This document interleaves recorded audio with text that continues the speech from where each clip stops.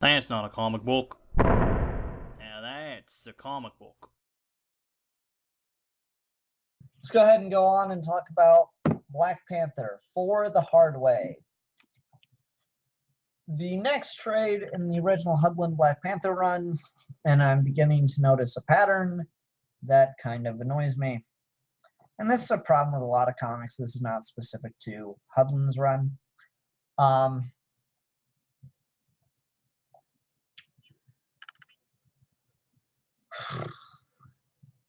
There's a lot of crossover. There's just a lot of crossovers with these big Marvel events.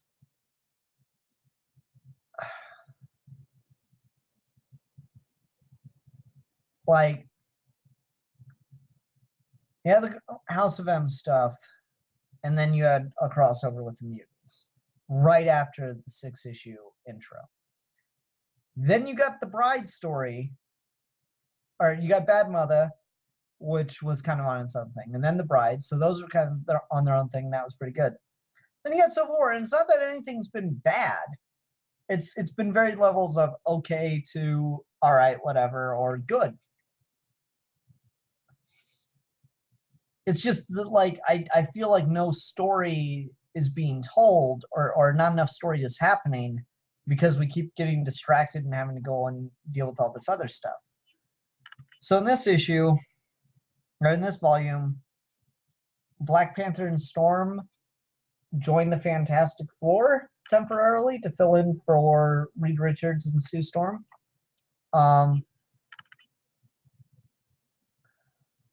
As those two go away to work on their marriage.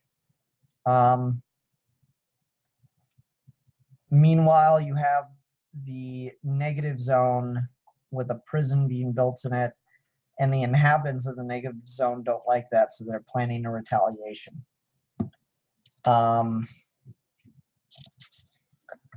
Basically, what happens is you have a bunch of interesting political turmoil and developments. I'm really curious about all that in the first issue, and then it all derails with the Fantastic Four for a while. Like, there's this interesting discussion about what happened to the cannibal from the first volume, and I really wanted to figure out what's going on with that. And we're getting some hints. There's some stuff here and there, like, setting that up. But instead, the negative zone sends a giant cockroach warrior into the Baxter building. And that happens, like, seconds after the new Fantastic Four just got back from interdimensional jumping by using this golden magical frog thing that they found.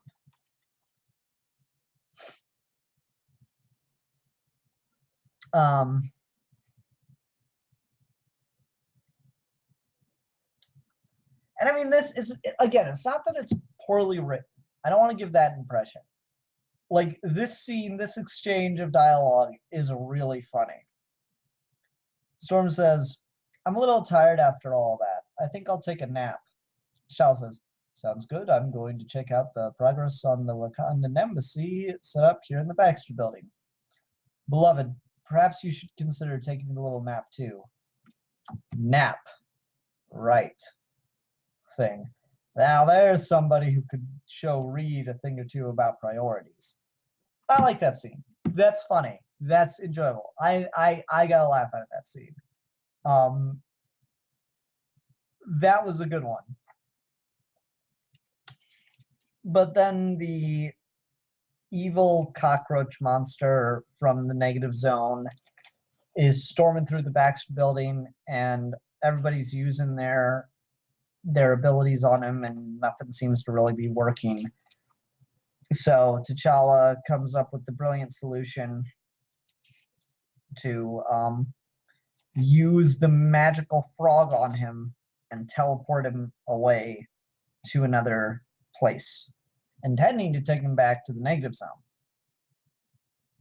Instead, they end up on the Skrull homeworld.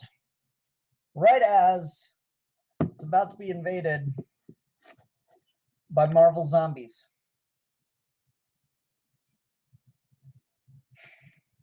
So they're on the Skrull homeworld in the Marvel Zombies universe.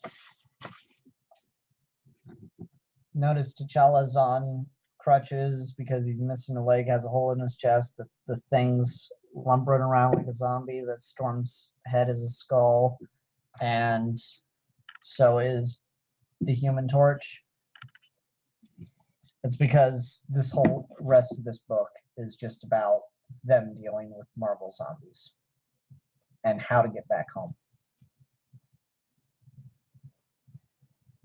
Yep, the Marvel zombies ate Galactus and were given the power cosmic, and thus became Galactus.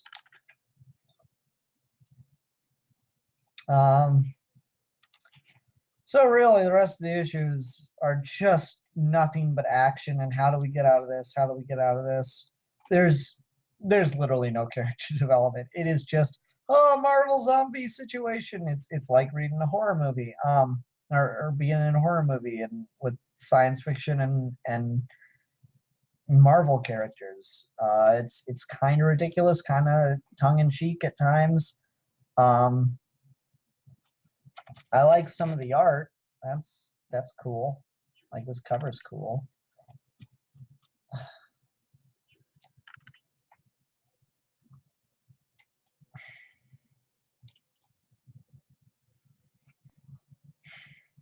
Anyway, yeah, it's just seriously, it's just they are fighting the Marvel zombies.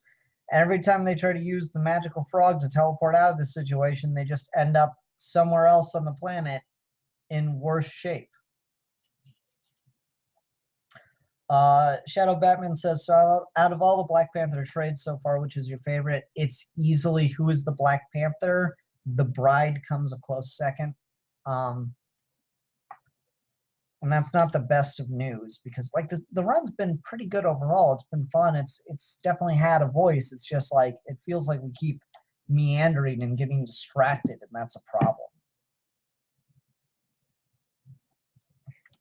Like, here's the particularly annoying thing about this, all right? I'm getting through this entire trade where they keep having to deal with the Marvel zombies issue after issue of just how do we get off the Skrull planet with the Marvel zombies if the frog doesn't work? And the Marvel zombies come to the conclusion, hey, we can keep moving from planet to planet and eating people. But we did eat Galactus, and Galactus ate planets.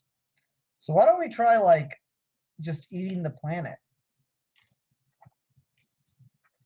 And so they're like, oh, yeah, that's a good idea. So they just start, like, destroying the planet to devour it. And T'Challa and the group, the rest of the Fantastic Four, try to use the frog to teleport off the planet. And all it does is leave them right where they are. It doesn't teleport them anymore. Or no, actually, I take that back. It teleports them right in front of the giant bug monster that they couldn't beat earlier, who is now a zombie. And then the planet explodes.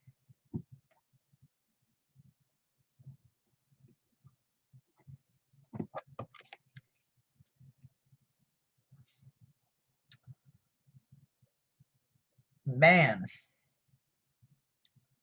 So not only am I distracted for the majority of the volume from the story I want to be following, not that this is bad. Again, it's not that it's bad. It's just like I would not have picked up Black Panther deals with the Marvel zombies by choice. It's fine for that.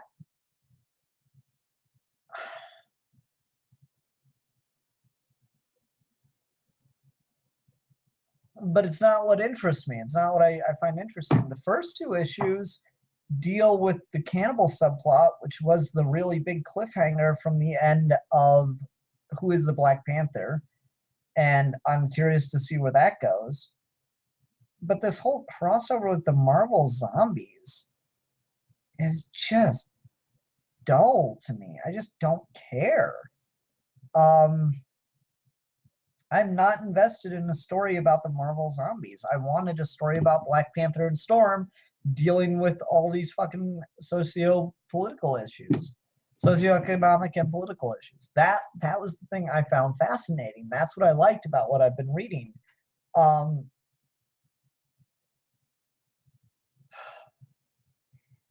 Philip Kelton says Black Panther is an important character in the Marvel zombie stories. Yeah, but it's not even that Black Panther. This is Black Panther from the 616 universe being teleported and just thrown in the middle of dealing with Marvel zombies. That's the difference here.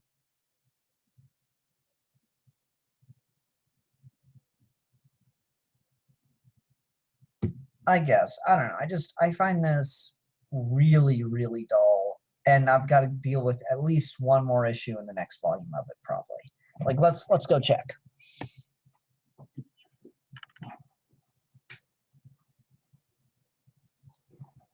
Next volume is going to be called Little Green Men. What is the opening like?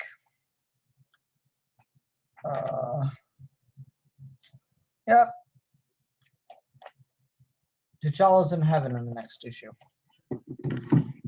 That is the first visual we get is T'Challa in heaven. So apparently they died or are hallucinating or something. And I wouldn't be reading that. Well, and I got my phone ringing in the other room. So we're gonna sit here for a minute and wait for that to turn off. Sorry about that. Let's see. Is it good? Is it good? I think it's good. So yeah, this is just not a particularly good volume. Again, it's not bad. This is just okay. And it's just not something I wanted to read. That's not a comic book. Now that's a comic book.